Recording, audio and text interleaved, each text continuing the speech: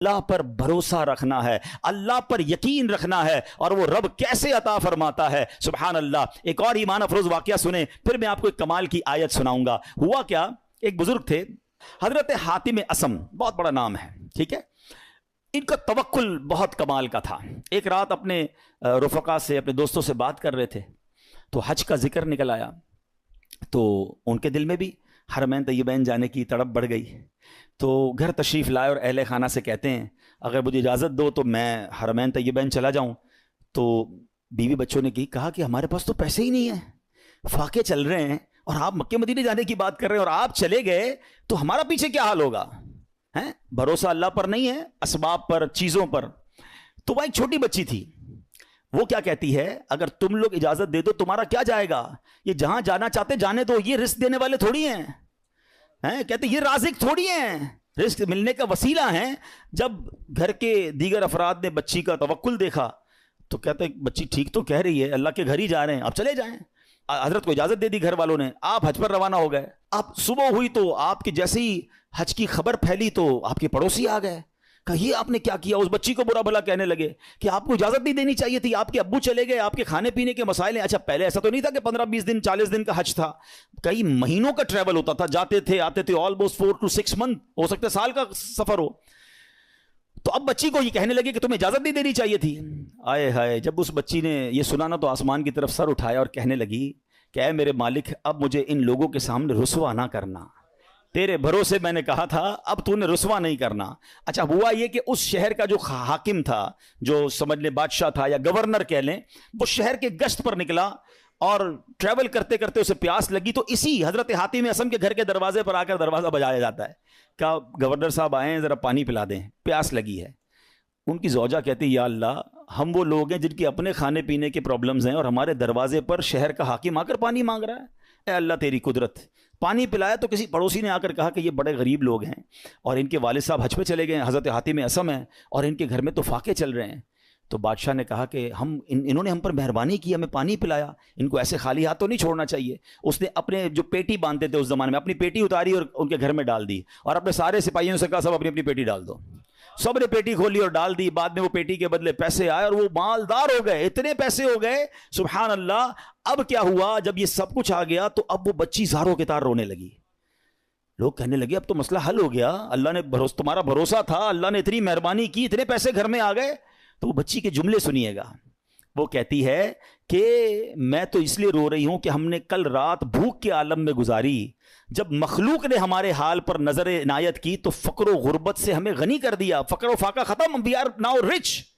وہ کہتی جب اللہ کریم ہمارے حال پر نظر فرمائے گا تو لمحہ بھر کے لیے بھی ہمیں کسی کا محتاج نہ رہنے دے گا۔ پھر بچی نے بارگاہ خداوندی میں دعا مانگی، اے اللہ ہمارے والد پر نظر رحمت فرما اور ان کے لیے آسانی فرما دے، وہ تیری راہ میں روانہ ہوئے ہیں۔ کیا کمال کی بچی ہے۔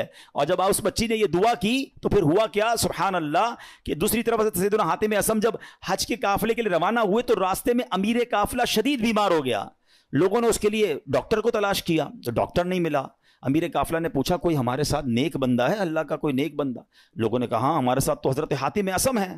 امیر کے پاس آپ گئے، امیر کے لیے دعا کی، اسی وقت اللہ پاک نے وہ تکلیف امیر کی دور کر دی۔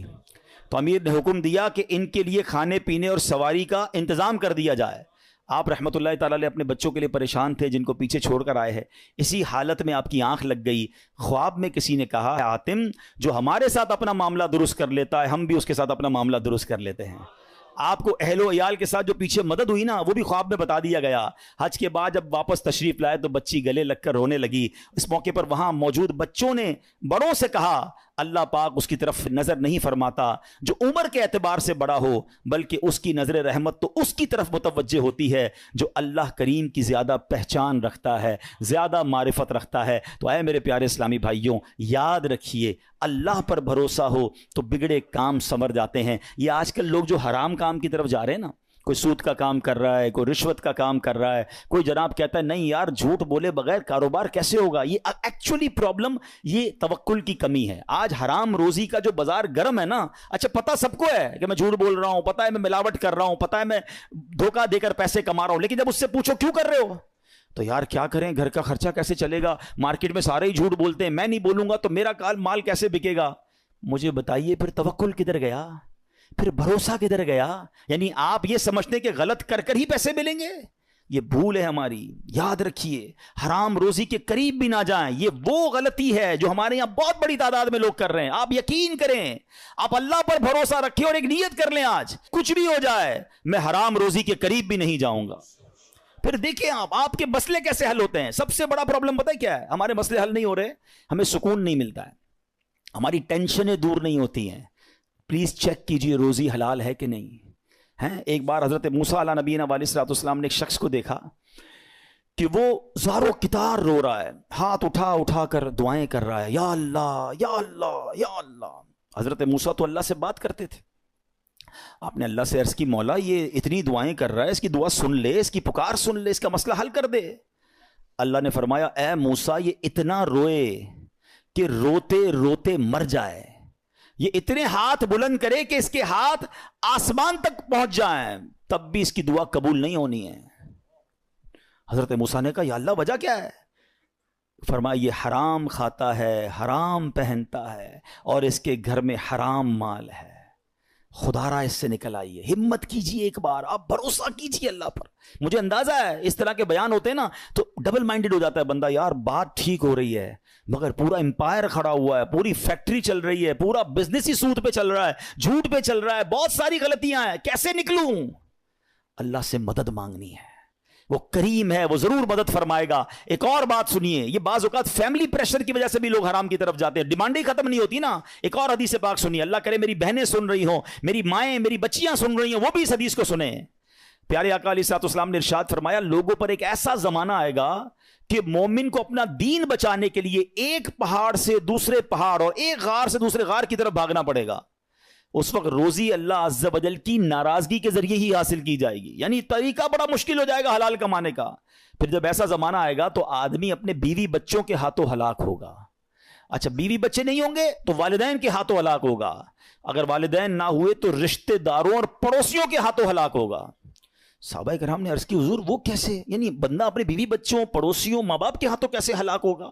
اب سنیے، اللہ کے حبیب علیہ الصلوۃ والسلام فرماتے وہ اسے اس کی تنگ دستی پر عار دلائیں گے، اس کی غربت پر اسے شرم دلائیں گے، اور تو اپنے آپ کو ہلاکت میں ڈالنے والے کاموں میں مصروف کر دے گا اور انہی کے ہاتھوں ہلاک ہوگا. یہی کہتے ہیں نا گھر والے، تم نے کمایا ہی کیا، ابھی تک موٹر سائیکل پر ہو ہیں، ابھی تک جناب تم نے گھر کا فرنیچر چینج نہیں کیا، شادی ہو رہی ہے تم نے سونے کا زیور نہیں بنایا. گھر والوں کا پریشر، دوستوں کا پریشر، پڑوسیوں کے تانے. ایک وقت آئے گا کہ بندہ حرام کاموں کی طرف جائے گا اور پھر اللہ کو ناراض کرے گا اور انہی کے ہاتھوں ہلاک ہو جائے گا. یہاں میں آپ سب کو ایک بات عرض کرنا چاہتا ہوں، پلیز ایک بات یاد کر لو، پیسہ زیادہ ہونا کمال نہیں ہے، اچھا مال ہونا کمال ہے. ہمیں ہوتا پتہ ہے کیا ہے کہ آپ بعض اوقات کسی امیر کو دیکھتے ہیں، آپ کو لگتا ہے یار اتنی گاڑیاں، اتنے بنگلے، جناب مزے میں تو یہ ہے، برکت اس میں ہے. نہیں، ایک جملہ آج یاد کر لیں، سب یاد کر لیں، برکت کوانٹٹی میں نہیں ہے، برکت کوالٹی میں ہے.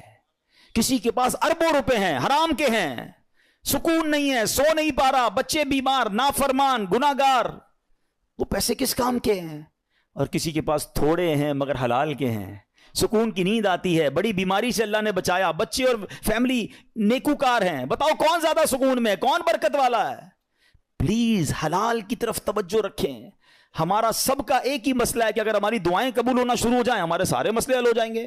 تو دعائیں کیسے قبول ہوں گی؟ ایک سوال کیا گیا پیارے آقا علیہ الصلوۃ والسلام کی بارگاہ میں حضور، اور سوال کرنے والے عشرہ مبشرہ میں سے صحابی ہیں، حضرت سعد بن ابی وقاص رضی اللہ تعالیٰ عنہ. کوسچن کتنا پیارا ہے، کہتے حضور میں مستجاب الدعوات بننا چاہتا ہوں. مستجاب الدعوات کس کو کہتے ہیں؟ جو دعا مانگے وہ دعا قبول ہو جائے. کون کون بننا چاہتا ہے ہم میں سے؟ آئے ہائے، بس آپ اس کی خوبصورتی سمجھیں. اگر میں اور آپ مستجاب الدعوات بن گئے، سارے پرابلم سالو نا. Whatever problem and calamity come towards me, میں دعا کروں گا ختم ہو جائے گی. ایسا ہی ہے نا. اب نبی پاک علیہ الصلوۃ والسلام نے اس بیوٹیفل کوسچن کا آنسر کوئی بہت بڑا نہیں دیا. اللہ کے نبی علیہ الصلوۃ والسلام نے ون لائنر آنسر دیا. آقا نے فرمایا اے سعد اپنی غذا پاکیزہ کر لو تو مستجاب الدعوات بن جاؤ گے. ہائے ہائے، واٹ اے بیوٹیفل وے. بس ہمارا نوالا پاکیزہ ہو, ہمارا رزق پاکیزہ ہو. چھوڑ دو ملٹیپلیکیشن کو, یار وہ آگے بڑھ گیا, میرا تو پھر 2000 گز کا بنگلہ کیسے بنے گا, تو V8 کدھر سے لوں گا, تو جناب اتنا ٹریول کیسے ہوگا, یہ سب چھوڑ دیں آپ ہمت رکھیں. اور میں آپ کو ایک اور جملہ آج بتا دیتا ہوں, جس شخص نے حرام کو چھوڑا ہے نا وہ نیچے نہیں گیا ہے. دوبارہ شروع میں نے کیا کہا تھا, ایک میرا اور آپ کا کیلکولیٹر ہے, ایک رحمت کا کیلکولیٹر ہے.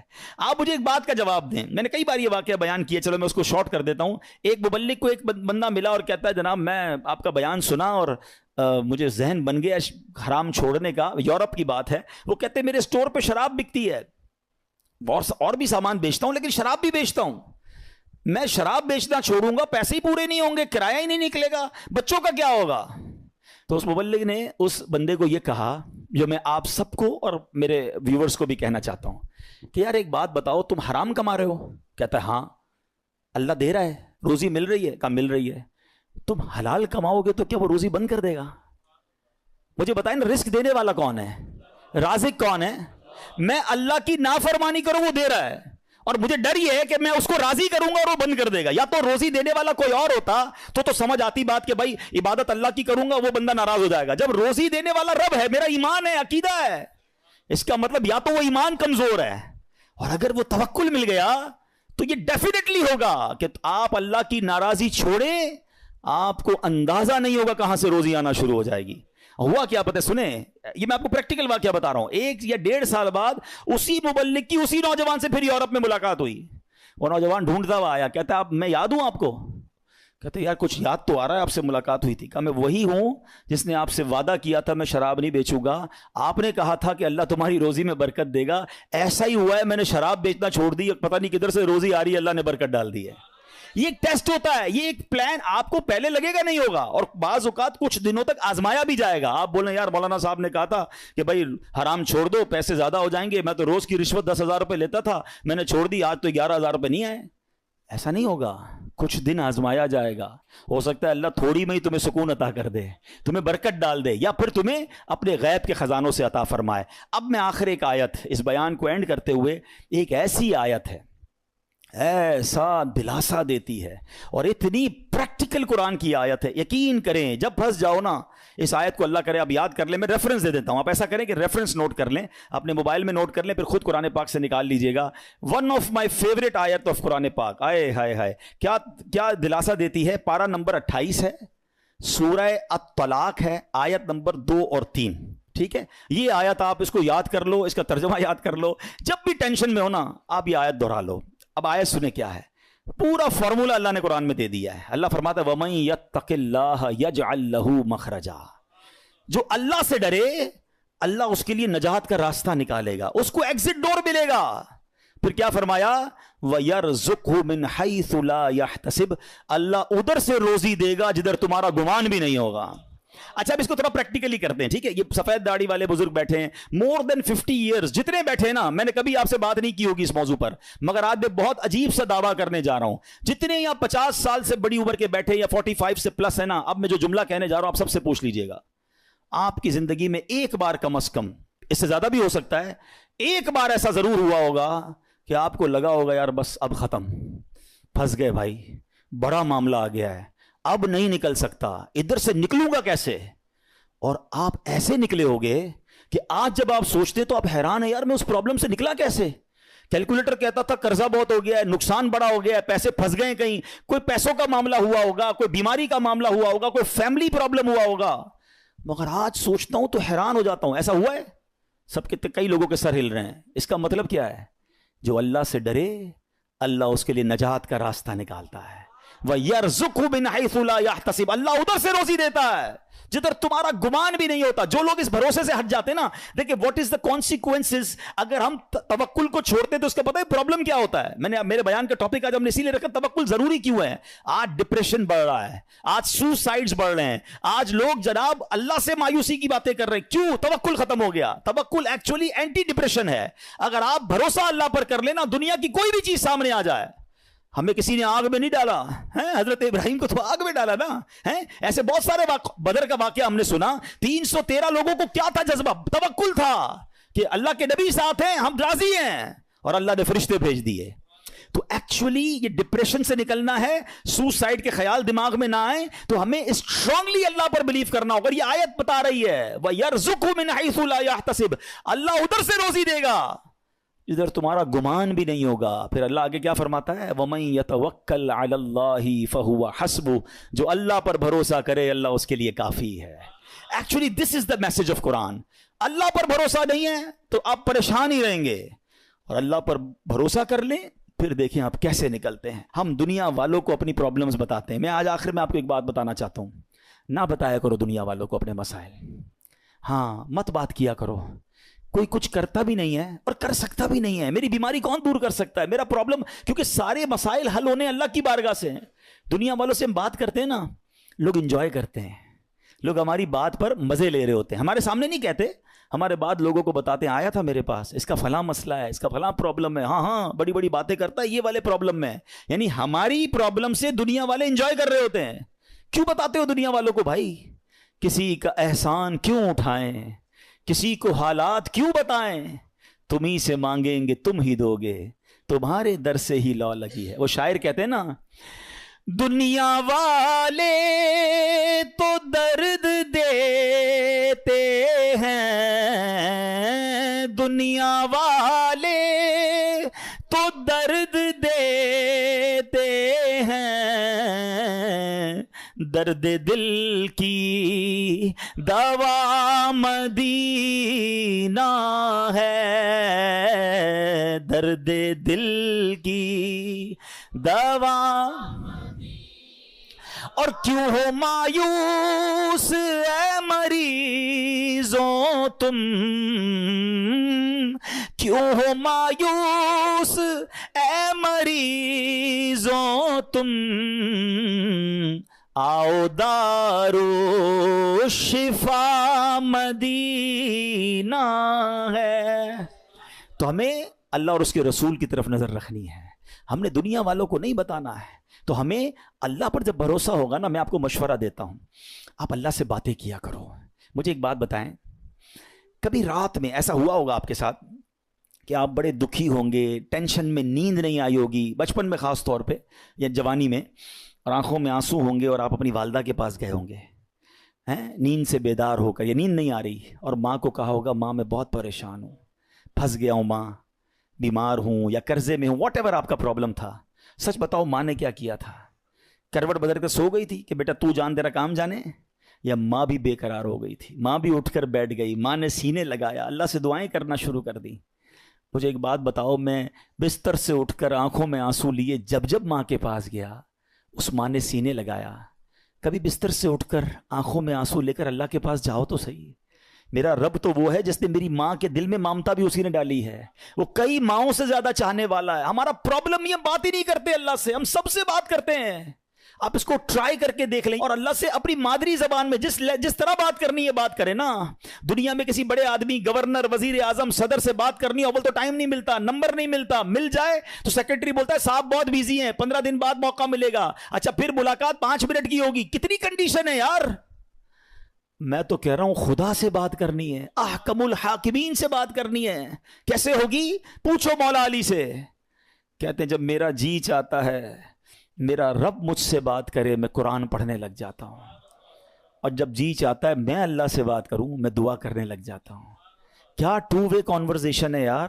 نو بڈی بٹوین می اینڈ اللہ سبحانہ و تعالیٰ, نو سیکرٹری, نو ٹائم لمٹ. جتنی بات کرنی ہے کرو نا, ہاتھ اٹھاؤ اکیلے میں, کبھی کبھی تہجد میں بیٹھا کرو. یہ مسجد میں بھی آ کر نا کونا پکڑ لیا کرے, کبھی کبھی فوراً چلے جاتے ہیں لوگ, اور اللہ سے باتیں کریں. اے اللہ پریشان ہوں, اے اللہ بیمار ہوں, پھنس گیا ہوں مولا, کاروبار ٹھپ ہو گیا ہے, روزی کے مسائل ہیں, بیماری کے, جو آپ کے دل میں اللہ سے بات کرو.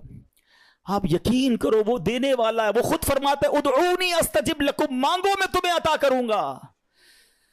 جس دن اللہ پر آپ کا بھروسہ بڑھ گیا نا, آپ کو دعا کا لطف آ جائے گا. آپ اللہ سے پتہ ہے ایک اور بڑی پیاری قرآن پاک کی آیت کا جز ہے, وہ کیا ہے؟ وَأُفَوِّضُ أَمْرِي إِلَى اللَّهِ, میں اپنے سارے کام اپنے رب کے سپرد کرتا ہوں. ہم کہتے ہیں نا یار میں آج گیا تھا بھائی فلاں جگہ, فائل جمع کرا کے آیا ہوں, مسئلہ حل ہو جائے گا, بہت بڑی شخصیت کو دے کر آیا ہوں فائل. جب آپ یہ پڑھو گے نا تو دل سے آواز آئے گی فائل جمع کرا دی اللہ کی بارگاہ میں. وَأُفَوِّضُ أَمْرِي إِلَى اللَّهِ إِنَّ اللَّهَ بَصِيرٌ بِالْعِبَادِ. اللہ اپنے بندوں کو دیکھ رہا ہے. تو یہ دعا میں شامل کرے اس وظیفے کو, اپنے معاملات اللہ کے سپرد کرنا سیکھو. اب ایک وسوسہ, یار مولانا صاحب کہہ تو رہے ہیں, دعا تو کرتا ہوں, مسئلہ حل ہی نہیں ہوتا. مکے جا کر بھی دعا کی, مدینے جا کر بھی دعا کی, فلاں مزار شریف میں بھی کی, فلاں بزرگ سے بھی کروائی, 10 سال سے دعا کر رہا ہوں, مسئلہ تو حل ہی نہیں ہو رہا. آپ کہتے ہیں اللہ سے مانگو اللہ دے گا. اب شیطان ہے نا, کوئی نہ کوئی تو دماغ میں بات ڈالے گا. پہلے تو اللہ سے جب محبت کر لو گے نا, تو حضرت ابراہیم نے کیا کہا تھا, میرا رب دیکھ رہا ہے نا, جے سونا میرے دکھ وچ راضی, میں سکھ نو چلے پاوا ہوں. اللہ نے اگر میرے نصیب میں آزمائش لکھی ہے میں اس پر بھی راضی ہوں, کیونکہ بہت کچھ دیا ہے نا. حضرت رابعہ بصریہ رضی اللہ تعالیٰ عنہ کا ایک قول یاد آ گیا. ایک بندہ سر پہ پٹی باندھ کے جا رہا تھا. آپ نے دیکھا سر پہ پٹی بندھی, کیوں باندھی ہے پٹی؟ کہ سر میں درد ہے اس لیے پٹی باندھی ہے. آپ نے فرمایا کبھی صحت کی پٹی باندھی تھی؟ یہ جملہ بہت گہرا ہے, سمجھو اس کو. یعنی یہ آپ اللہ کی ولیاں ہیں نا, یہ اللہ والے نے ان کے نزدیک یہ بھی شکایت ہے کہ سارے شہر کو بتا رہے ہو کہ اللہ نے آج درد دیا ہے. ایک دن درد دیا تو تم پٹی باندھ کے گھوم رہے ہو. 29 دن صحت دی تو لوگوں کو بتایا اللہ نے کتنا دیا ہے, وہ کبھی اس کو آپ نے کاؤنٹ کیا؟ کبھی تھوڑی دیر کے لیے دھوپ میں کھڑا کر دیا تو آپ واویلا کرنا ہم شروع کر دیتے ہیں. ساری زندگی چھاؤں میں رکھا, کبھی کبھی پرابلم آتی ہے, کبھی کبھی بیماری آتی ہے, باقی زندگی تو عیش کی ہے. تو اللہ سے محبت کرنا سیکھو. تو میں یہ کہہ رہا تھا وسوسہ کیا ہے کہ یار مانگی جا رہا ہوں, کام تو ہوتا نہیں ہے. اب میں اس وسوسے کی کاٹ آپ کو ایک ایگزامپل کے ذریعے سمجھاتا ہوں. آپ کا چھوٹا بیٹا ہو, بچہ ہو یا بھائی ہو, اس کا گلا خراب ہو جائے, بخار ہو جائے, کھانسی ہو جائے, اور وہ کہے ابو میں نے شربت پینا ہے ٹھنڈا اور آج آئس کریم بھی کھانی ہے. ہاں بھائی بتائیں, کھلائیں گے؟ جواب دیں. نہیں کھلائیں. اچھا رو رہا ہے, گر گڑا رہا ہے, نہیں میں نے کھانی ہے, آج میں کھا کے رہوں گا, آپ کھلا دیں گے؟ اچھا آپ بھی نہیں کھلائیں گے. رو رہا ہے پھر بھی نہیں کھلائیں گے؟ نہیں کھلائیں گے. اچھا اب آپ کا ایک دوست ساتھ بیٹھا ہے, کہے گا یار کتنے ظالم ابو ہو, بچہ رو رہا ہے کھلا دو آئس کریم, کیا ہو گیا؟ آپ کیا رپلائی دیں گے؟ میں والد ہوں, مجھے پتا ہے کب میرے بچے کو کیا دینا ہے.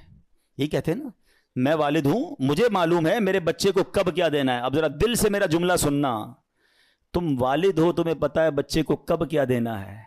میرے مالک کو نہیں پتا مجھے کب کیا دینا ہے. میں رو رہا ہوں, میں گر گڑا رہا ہوں, میں ادھر جا رہا ہوں, میں ادھر جا رہا ہوں, میں سب سے دعائیں کروا رہا ہوں, نہیں ہو رہا میرا مسئلہ حل. ارے مان لو نا یہ میرے لیے بہتر ہے, میرا رب نہیں کر رہا, یہ میرے لیے بہتر ہے. میرے ماں باپ میرے لیے برا نہیں سوچتے, تو وہ خالق اگر اس کو یہی منظور ہے تو یہی میرے لیے بہتر ہوگا. کاش یہ جس دن یہ توکل کا لیول مل گیا, آپ کو کبھی کسی پرابلم میں ٹینشن نہیں ہوگی. کام ہو گیا تب بھی راضی رہو گے, نہیں ہوا جب بھی راضی رہو گے کہ میرے رب نے نہیں کیا نا, یہی میرے لیے. میں نہیں سمجھ پا رہا, مجھے نہیں. بچوں کو کہاں سمجھ آتی ہے, وہ کہتے ہیں ابو اچھے نہیں ہیں, امی اچھی نہیں ہے, مجھے نہیں دے رہی چیز. ابو امی کو پتا ہے کیوں روک رہے ہیں. ارے میری آپ کی عقل اتنی, ہمیں یہ سمجھ ہے کہ بچے کو کب کیا دینا ہے کیا نہیں دینا. جس نے کائنات بنائی اسے نہیں پتا مجھے کب کیا دینا ہے کیا نہیں دینا. کچھ لوگوں کو مال علماء کہتے اس لیے نہیں دیا جاتا کہ وہ امیر ہو جائیں گے تو نافرمان ہو جائیں گے, ایمان سے ہاتھ دھو بیٹھیں گے. کچھ لوگوں کو غریب اس لیے نہیں بنایا جاتا کہ وہ غریب ہوں گے تو فقر و فاقہ کی وجہ سے اسلام سے چلے جائیں گے. اللہ کی دین ہے, اللہ کی مرضی ہے. وَتُعِزُّ مَن تَشَاءُ وَتُذِلُّ مَن تَشَاءُ. میں اور آپ ہوتے کون ہیں اعتراض کرنے والے کہ اس کو امیر کیوں بنایا, اس کو غریب کیوں بنایا, اس کو لمبا کیوں بنایا, اس کو چھوٹا کیوں بنایا. ارے رب کی مرضی, وہ خالق اور مالک ہے, ہم بندے ہیں, ہمارا کام ماننا ہے, ہمیں اس سے محبت کرنا ہے, ہمیں اس پر بھروسہ کرنا ہے. خدا